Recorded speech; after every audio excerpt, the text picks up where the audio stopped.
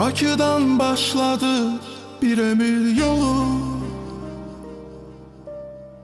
arzularla dolu, sevinçle dolu.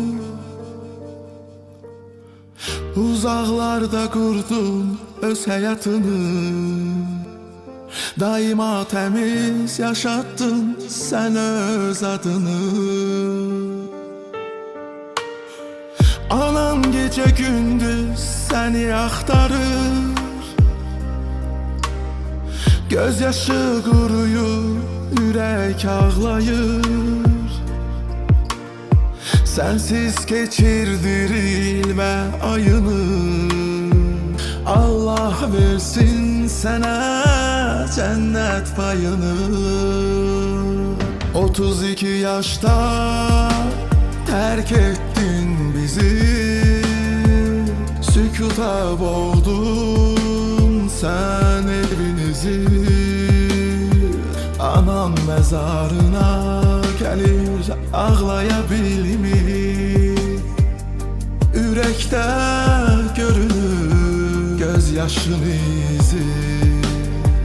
32 yaşta terk ettin bizi, sükuta boğdun sen evinizi.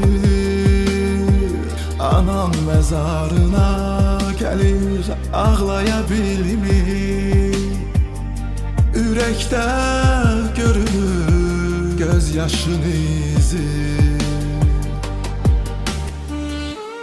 Мам, привет. Проснулась?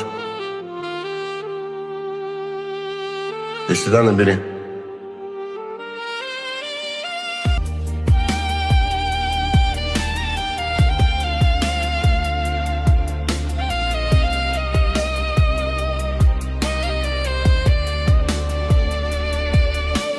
Nece gönül aldım bir hoş sözüyle, nece gelme girdin saf yüreğinle.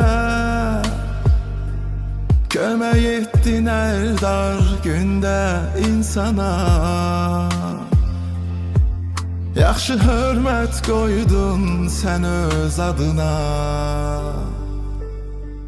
Dostların danışır senden bugün de,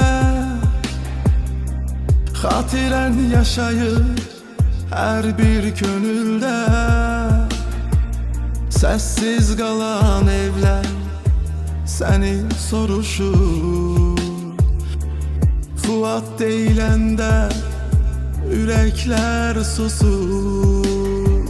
32 yaşta terk ettin bizi, sükuta boğdun sen evinizi. Anan mezarına gelir ağlayabilmi, yürekte görünür gözyaşın izi. 32 yaşta terk ettin bizi, sükuta boğdun sen evinizi. Anan mezarına gelir ağlayabilmir, yürekte görünür gözyaşın izi.